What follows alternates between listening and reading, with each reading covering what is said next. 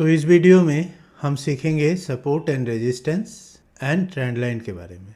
तो सपोर्ट क्या है और रेजिस्टेंस क्या है, इसको समझने के लिए आप ये मान लीजिए कि आप जिस घर में रहते हैं, जो आपका घर है उसके जो फर्श है वो हो गया सपोर्ट और जो छत है वो हो गया रेजिस्टेंस। आपके हाथ में अगर कोई पिंग पोंग बॉल है तो आप जितना जोर से भी नीचे मारेंगे वो नीचे दब के नहीं जाएगा।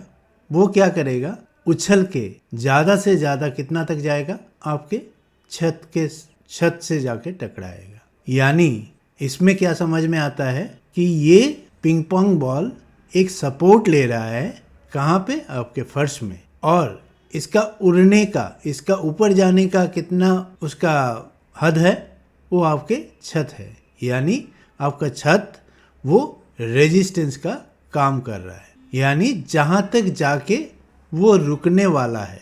एक्सपेक्टेशन ये रहता है कि वहाँ तक जाके ये रुकेगा।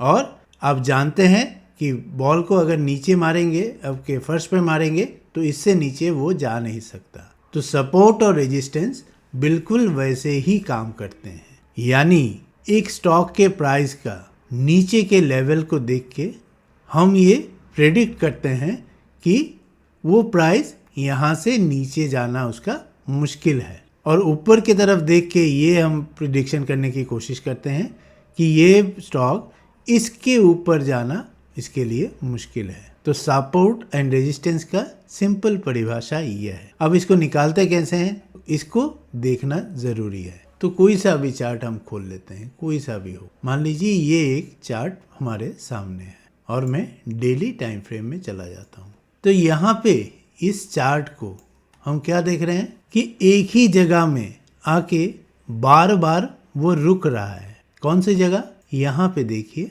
ये एक जगह है जहाँ पे प्राइस आने के बाद एक बार रुका, दूसरी बार रुका, तीसरी बार रुका और चौथी बार रुका। यानी इस स्टॉक के प्राइस यहाँ तक आने के बाद रुकता है और वापस से ये ऊपर जाता है। यहाँ पे जैसे ही आता है प्राइस यहाँ पे रुकता है, रुक जाता है। यानी यहाँ पे इसके नीचे फिलहाल इस स्टॉक में कोई सेलर बनने को तैयार नहीं है, कोई इसको बेचने को तैयार नहीं है। इसके नीचे सब इसके ऊपर खरीदने के लिए बैठे हैं।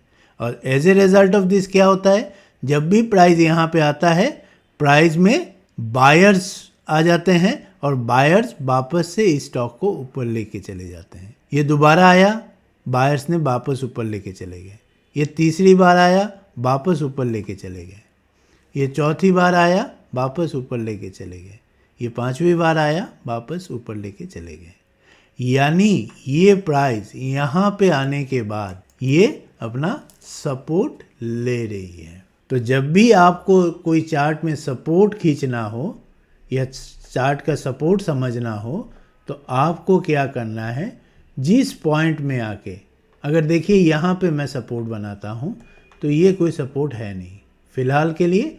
एक ही बार प्राइस यहाँ पे आया और ऊपर चला गया। यानी जिस जगह में मल्टीपल टाइम प्राइस रुकता है उस जगह को हम सपोर्ट बोलते हैं। सिंगल कैंडल यहाँ पे रुका, यहाँ पे लाइन खींच दिया, तो ये सपोर्ट का काम नहीं करेगा। यहाँ पे देखिए, और कोई सा भी एरिया देखिए, जैसे प्राइस यहाँ पे आया, मान लीजिए यहाँ पे आया, तो इसी के आसपास से प्राइस वापस से ऊपर जाने की कोशिश किया। माने ये यहाँ पे एक सपोर्ट तैयार होने को, हालांकि थोड़ा ज़्यादा ऊपर से गया, लेकिन समझाने के लिए कि अगर प्राइस यहाँ पे आता और यहाँ से फिर वापस मूव होता तो इसको हम सपोर्ट बोलते। तो सपोर्ट के लिए कम से कम 2 पॉइंट हमको चाहिए, और जितना ज़्यादा होगा उतना अच्छा है, जितना ज़्यादा होगा उतना अच्छा है।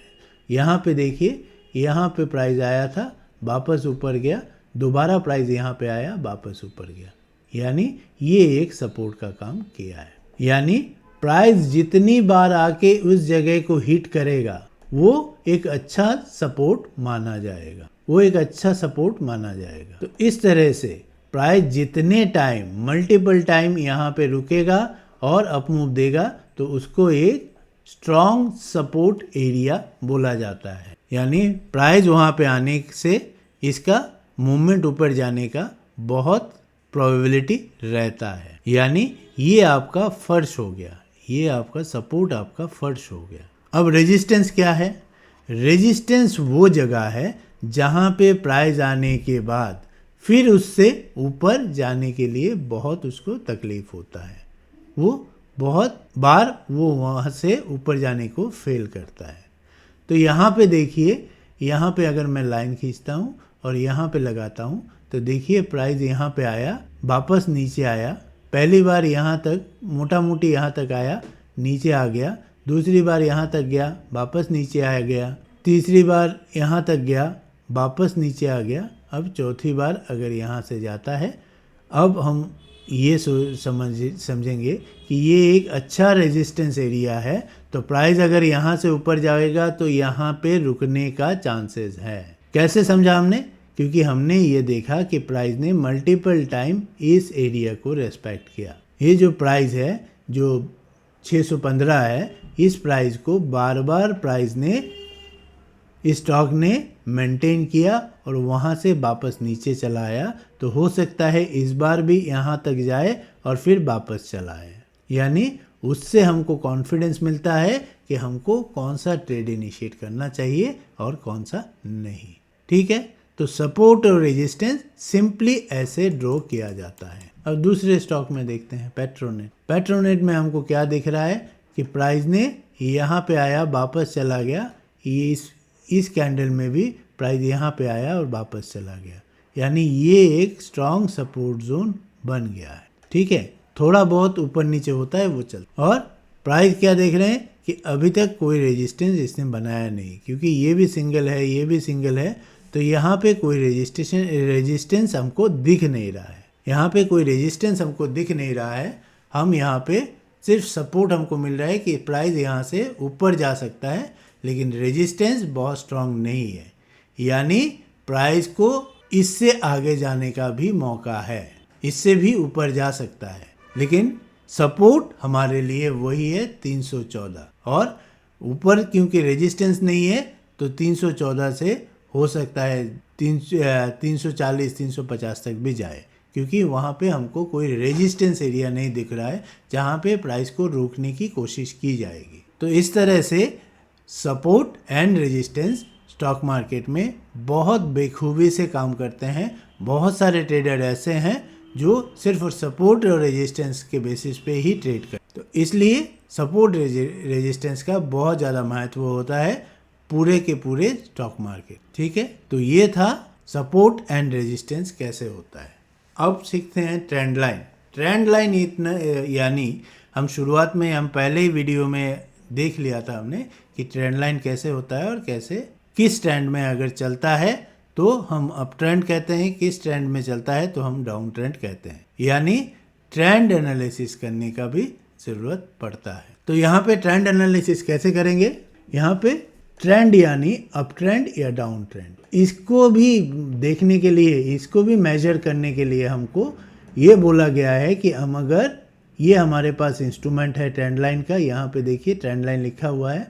तो ये ट्रेंड लाइन को अगर सिलेक्ट करते हैं और ऐसे लगा देते हैं तो ये रैंडम ट्रेंड लाइन होगा। हमको ऐसे नहीं करना है। जब भी आप ट्रेंड लाइन ड्रॉ करें तो आपको कम से कम 2 पॉइंट को एक साथ जोड़ना है। जैसे ये मेरा नीचे वाला पॉइंट हो गया और ये मेरा ऊपर वाला पॉइंट हो गया। यानी ये जो एक ट्रेंड था, अप ट्रेंड ऊपर की तरफ दिख रहा है कि ये जोड़ दिया और ये नीचे का पोर्शन जोड़ दिया तो एक लाइन बन गया।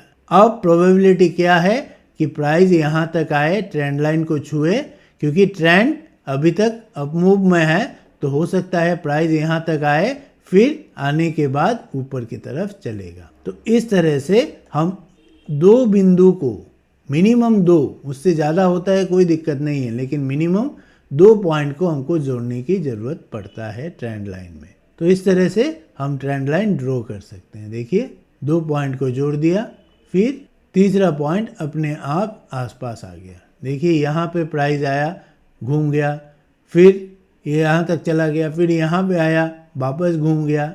यानी वो जो ट्रेंड कायम था वो ट्रेंड अभी तक सेम कायम है। इस ट्रेंड लाइन के हिसाब से सामने जो आएगा वो बाउंस बैक करने को तैयार रहेगा। तो इसी एजम्पशन से हम फ्यूचर में भी ट्रेड कर सकते हैं कि यहाँ पे अगर यहाँ तक आके वापस चला गया तो हो सकता है दूसरे दिन यहाँ पे आके वापस से ऊपर चला जाए। ठीक है, तो इस तरह से ट्रेंड लाइन को देखा जाता है। ट्रेंड लाइन को देखने के लिए कम से कम 2 पॉइंट का एक साथ जुड़ना जरूरी है, जैसे हमने वहाँ पे देखा था।